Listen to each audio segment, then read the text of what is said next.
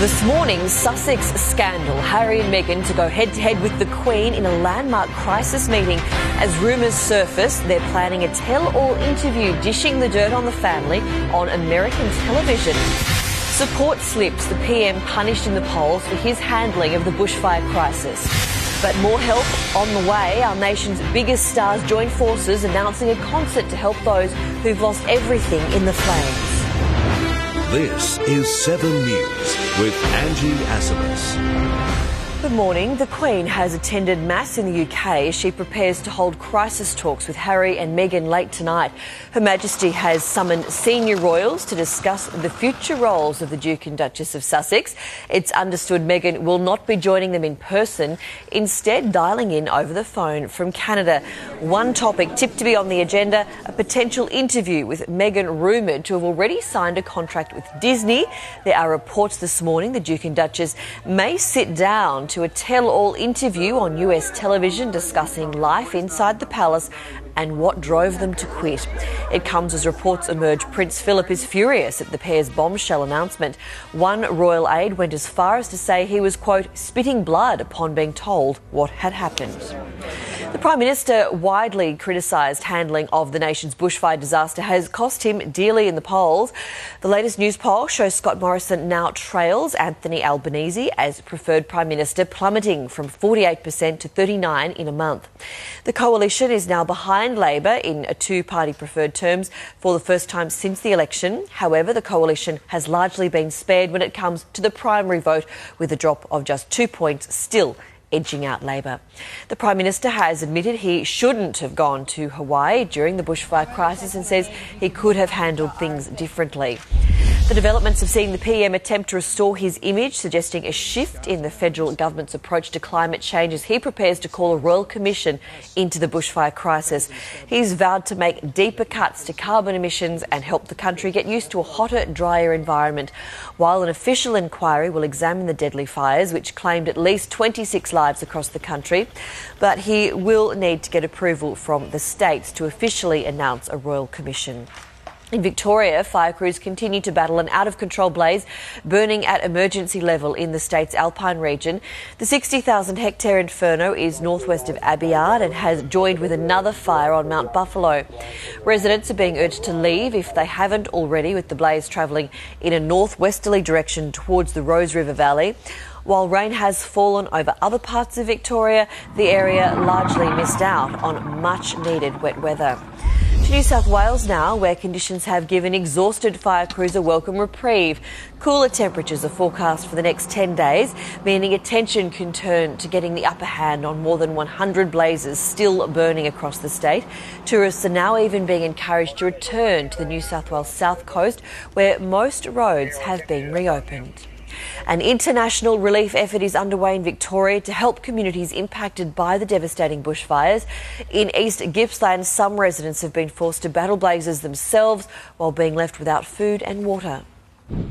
Help from above, touching down. This Chinook delivering desperately needed supplies to the fire-ravaged East Gippsland. The chopper, loaded with Australian Defence Force personnel, a welcome sight for those who thought they'd been forgotten. Awesome. Actually, it's an awesome sight. Ashley Renault's home so remote he was forced to battle the flames himself. Dam was sort of full to the ridge line there, you can see, so there's a few thousand litres we used to battle what we did. The smoke so intense his elderly neighbour was left struggling to cope. Terrible, yeah. I just feel mentally and physically exhausted. Yeah, so I'll be glad when it's all over. Not far away, some went without electricity for days. We lost the telephones because they never had the power, so the batteries went flat. And it was getting desperate. Well, food now is a big thing. Before the power come back on, we were starting to run short of fuel for the generators and the water pumps. The ADF, the first human contact they've had since before the fires. These visits not just about physical supplies, but also making sure everyone is okay.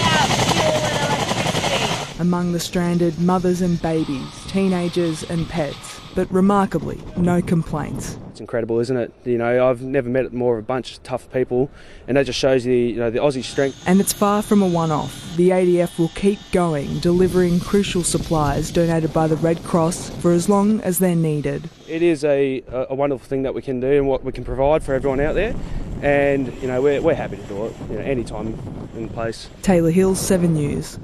Motorists in Sydney's west are being urged to allow extra travel time this morning after a truck rollover closed all northbound lanes on the M7 motorway at Cecil Hills. The semi-trailer, which was carrying a container full of beer, crashed on the corner of Cowpasture Road and Elizabeth Drive.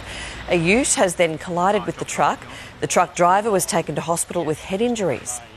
Cracks and holes have been discovered at Port Melbourne's Station Pier, sparking claims for essential repair works on the heritage-listed structure. The pier, which is the Spirit of Tasmania's permanent home, is used by 90% of cruise ships visiting Victoria. Severe cavities and cracks have been found in the ageing timber piles. News Corp reports 18 piles failed building inspections last year, while another 33 are in poor condition.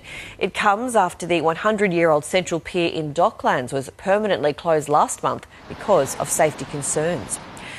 There's a new way to give some cancer patients chemotherapy without the harsh side effects.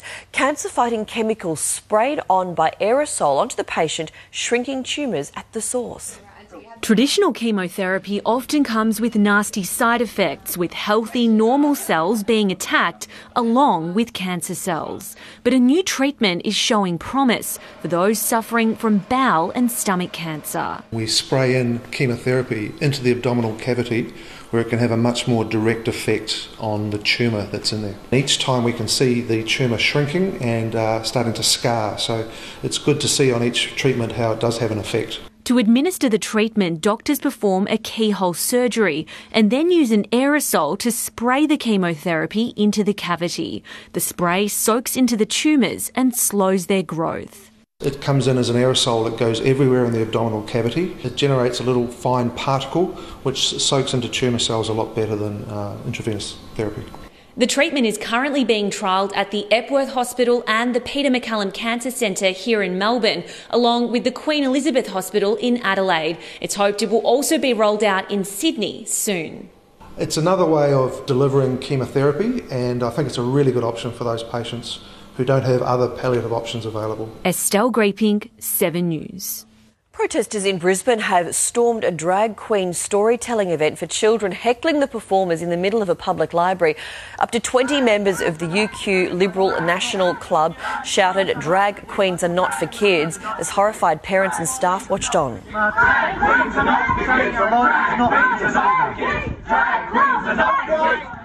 Security guards managed to remove the group, who stand by their actions, saying the event was a waste of money and against LNP values. The EU wants to ban Australia from using the word Prosecco. Now the government has stepped up the fight to stop that from happening. Under trade laws, the EU wants to stop anyone producing Prosecco outside of its jurisdiction. The PM has hit back, announcing $100,000 will be poured in to put a cork in Europe's plans to take the drink away. A team of academics and legal experts will mount a defence to keep the locally produced sparkling wine on the shelves. Coming up on 7 Early News, wild storms batter the US, tearing roofs from homes, and see the moment a car plows into a family home exploding into flames. That's next. An elderly woman has died after being hit by a car in Sydney's north overnight. Police say the 79-year-old was struck as she attempted to cross Marsden Road at Dundas Valley. She suffered critical injuries and was taken to hospital, where she later died. The driver of the car was taken away for mandatory testing. At least 10 people have been killed after a winter storm system dumped snow, freezing rain and hail across 5 states in the US. This is the terrifying moment strong winds ripped the roof off a building in Georgia. Officials say there were people inside at the time, but thankfully no one was injured. More than 1,000 flights have been cancelled thanks to the severe weather, and hundreds more delayed. Heavy rain is causing flash flooding in some areas as well. The moment a ute crashed into a Californian home and burst into flames has been caught on camera. The car can be seen leaving the road, mounting a curb and hitting a rubbish bin before crashing into the home. Officials say the vehicle hit a gas meter and electrical line, causing it to catch on fire. The homeowners were inside at the time but escaped unhurt. The driver of the truck was taken to hospital in a serious condition. More than 8,000 people have been evacuated after a volcano in the Philippines spewed ash high into the air. The giant plumes stretch about 1 kilometre into the sky and could be seen coming from the Taal volcano south of the country's capital. Rumbling sounds and tremors were reported in the area following the eruption. The column of ash blanketed nearby communities. Authorities are not calling this an eruption but have warned a violent volcanic event is likely in the coming weeks. Authorities say lightning may be to blame for starting this house fire in Texas. It took several hours for fire crews to put out the inferno which had engulfed the property. Preliminary reports suggest the fire was started by a lightning strike, but investigators are still working to determine an exact cause. Thankfully, no one was home at the time. Checking finance now, the Dow Jones closed lower over the weekend. The Nasdaq fell. In London, the FTSE 100 also lost and Germany's DAX also traded lower. On the commodities market, gold is trading at $1,559 an ounce. Oil is $59 a barrel. The Aussie dollar is buying just under 70 US cents, around 75 Japanese yen and $1.04 New Zealand. An increasingly popular daily habit, especially among Aussie mums, is sparking a national health crisis. Fresh warnings show women who reach for a wine after a stressful day could be putting themselves at greater risk of breast cancer. For Jada Bennett-Cross, indulging in wine at the end of a long day spiralled into a serious addiction. I think there's so many expectations put on us, especially when we become mums. So it's going from adding in motherhood with working and all those sorts of things put together. So it just became a crutch. With potentially deadly health impacts, new research shows that drinking half a bottle of wine a day increases the risk of breast cancer by 6%, the equivalent of smoking 5 cigarettes. But doctors say regularly drinking any amount does impact cancer rates. Looking at the current information, it appears that even drinking 1 glass of alcohol a day is enough to start to increase your risk. It's just something to take the edge off. A government-funded app, Daybreak, has been developed to help combat the wine o'clock trend. 3/4 of those using the service are women and a third in their 40s. Some say wine should come with a warning label, much like cigarettes, raising awareness of the risks of routine home drinking. Jada hasn't turned to wine for 2 years. It's unbelievable. I've got time in the evenings. I wake up feeling amazing. I've got so much more patience with the kids too. Serena Andaloro, 7 News. Dozens of Australian and international stars are coming together to raise money for bushfire relief as part of the Firefight Australia concert. The lineup includes Queen and Adam Lambert, Jessica Mauboy, Guy Sebastian, Delta Goodrem, Olivia Newton-John and John Farnham, among others. The concert will be held at Sydney's ANZ Stadium and will be hosted by comedian Celeste Barber, who has already raised more than $50 million for the RFS. Organisers hope they'll sell 70,000 tickets for that performance. Firefight Australia is on Sunday, February the 16th. Tickets go on sale today. For details, go to sunrise.com.au. Next on 7 Early News, the Central Coast Mariners and Melbourne Victory play out one of the wildest nights in A-League history, and the Melbourne Star goes ballistic in a record-breaking innings in the Big Bash. Keepers at a wildlife park in China have thrown a party for some pandas, showing their first birthday party. We'll try and bring you that clip shortly. OK. We will move on to sport now, and sports stars continue to rally around those affected by the bushfire crisis, with cricket's greats joining in a charity match on February the 8th. Test greats Ricky Ponting and Shane Warne will captain the teams, with all proceeds going to the Red Cross bushfire appeal.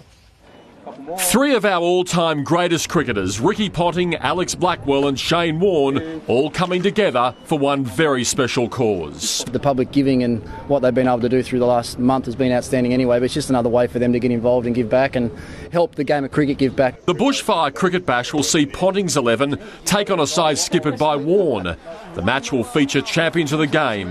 Langer, Gilchrist, Brett Lee are confirmed, and it's hoped international stars will also play.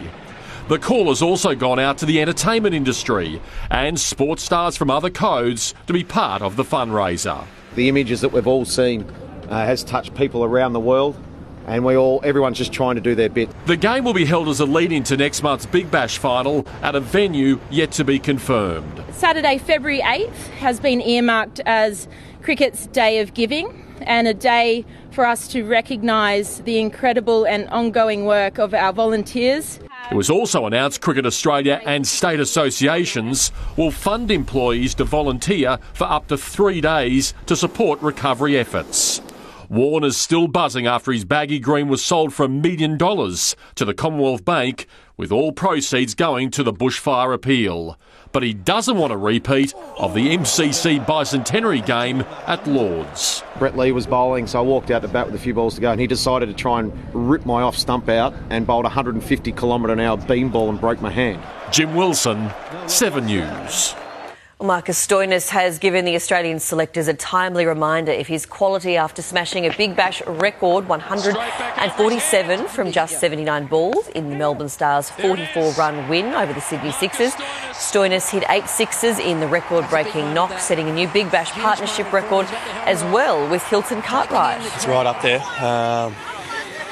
Obviously, it's a great feeling when you do it on an international stage, but this is as much fun as I've had on the cricket field.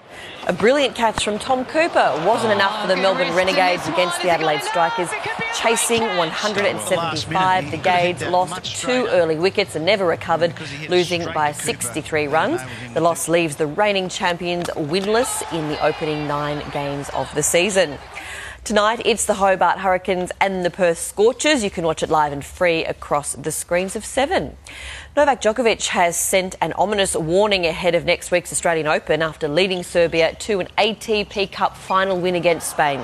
Djokovic outclassed world number 1 Rafael Nadal to win their singles clash in straight sets in front of a rapturous Serbian crowd. In the doubles, Djokovic sealed the final win with Viktor Troicki. After Nadal pulled out with tiredness, Serena Williams took home her first title in almost 3 years at the Auckland Open. It feels good. It's been a long time. I've been waiting 2 years for this moment. The 23-time Grand Slam winner says she will donate all of her winnings to the bushfire crisis. In one of the wildest matches in A-League history, the Central Coast Mariners stole a late 3-2 win against the Melbourne Victory. VAR was called into action 4 times throughout the game. In stoppage time, the video referee awarded the Mariners a penalty for a handball as Matt Simon equalised. A tussle soon broke out, leaving Simon with a torn shirt, but the game wasn't done as the Mariners were given another penalty, allowing Simon to score a 100th-minute winner. Simon against Thomas. Pandemonium in Gosford. The Mariners 3-2, about to beat Victory for the first time in nearly 7 years. Victory coach Marco Kurtz was red-carded on the final whistle as the Mariners ended an 18-game winless streak against the visitors.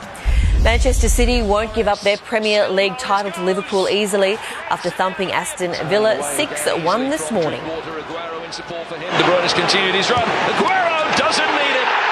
3 inside half an hour. Watford moved out of the relegation zone with a 3-0 win over Bournemouth. One of American football's most famous teams, the San Francisco 49ers, are 1 win away from the Super Bowl. The 49ers defeated the Minnesota Vikings 27-10 to advance to the NFC Championship game.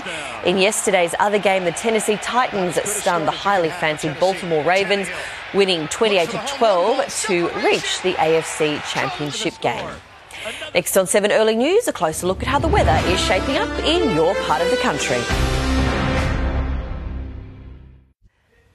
Keepers at a wildlife park in China have thrown a party to celebrate the 100-day birthday of one of its giant panda cubs. Celebrating the 100-day mark is tradition in Chinese culture. The special occasion was also the perfect time to have the cub weighed and measured, and it wouldn't be a party, of course, without a cake. Keepers say the baby, named Guoqing, is slowly learning how to crawl and is teething. What you're about to see is the incredible moment a man narrowly misses being crushed by a large tree branch in the US. The man to be seen walking to his house, and just seconds later the large limb comes crashing down. The whole ordeal was captured on the man's doorbell camera. He was then seen peering out the door, no doubt counting his lucky stars. We're taking a look at the weather around the country. Tropical cyclone Claudia over northern WA is bringing heavy rain and gusty storms. A broad trough stretching across the Northern Territory, Queensland and northeast New South Wales is causing showers and storms. Onshore winds over southern Victoria and Tasmania are bringing showers. Around the capitals, Brisbane mostly sunny, 29. Sydney 25, mostly cloudy. Canberra 29 and hazy. Melbourne also hazy, top of 31. Hobart 29, mostly sunny. Adelaide 34 degrees and sunny. Perth sunny, 35. Darwin 33 degrees and a possible thunderstorm. And that is 7 early news for this Monday, the 13th of January 2020. I'm Angie.